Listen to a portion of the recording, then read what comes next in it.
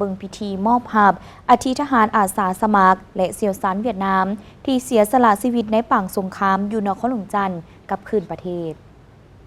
พิธีดังกล่าวได้จัดขึ้นในวันที่23พฤษภาคม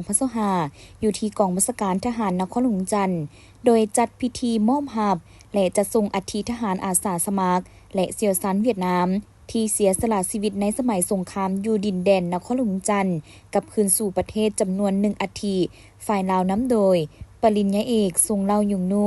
หัวหน้าคณะปฏิบัติงานพิเศษนครหลวงจันทร์มีพลจัตวาโสภาวันธรรมเทวา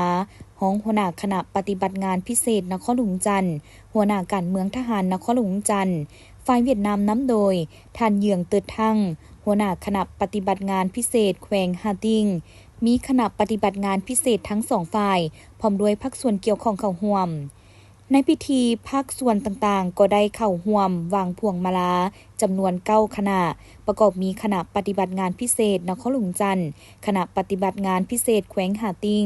ห้องการที่ปรึกษาทูตป้องกันชาติเวียดนามประจำลาวกองบัญชาการทหารนครหลวงจันทร์กองบัญชาการป้องกันความสงบนครหลวงจันทร์สาพันธ์นักรบเก่านครหลวงแผนกแรงงานและสวัสดิการสังคมนครหลวงจันทร์คณะปกครองเมืองเศรษฐนี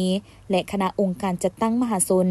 เพื่อเป็นการแสดงถึงความกตัญญูรู้บุญคุณต่อผลงานคุณงามความดีของบรรดาสหายนักรบวีรชน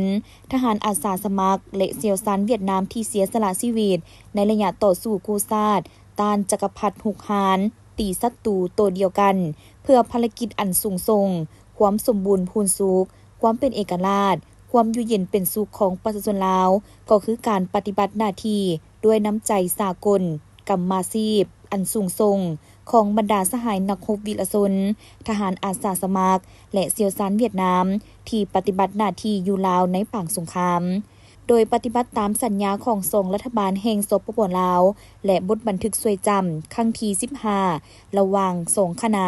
ปฏิบัติงานพิเศษลาวเวียดนามเกี่ยวกับการซอกหาและขุดค้นอัฐิทหารอาสาสมัครและเซียวซานเวียดนามที่เสียชีวิตในป่างสงครามอยู่ลาววหลวงมสพอยู่นครหลวงจันทร์โดยได้ประสานงานกันแน่นระหว่างคณะปฏิบัติงานพิเศษของกองบัญชาการทหารนครหลวงจันทร์กับคณะปฏิบัติงานพิเศษแขวงหาติงซึ่งเริ่มแต่ปี 2000 มาถึงปี 2014 สามารถขุดค้นได้131อัฐิและได้มอบหับจัดส่งแล้วเฉพาะปี 2025 นี้หน่วยงานซอกค้นและขุดค้นได้ลงมือปฏิบัติสามารถขุดค้นได้1อัฐิอยู่ในขอบเขตบ้านนางโงมเมืองไซธานีนครหลวงจันทร์จากนั้นปริญญาเอกทรงเล่ายงโนและท่านเยืองเติดทั่งก็ได้ลงนามเซ็นสัญญามอบหับซึ่งกันและกันโดยมีการนำทั้งสองฝ่ายและภาคส่วนเกี่ยวข้องเข้าร่วมเป็นสักขีพยาน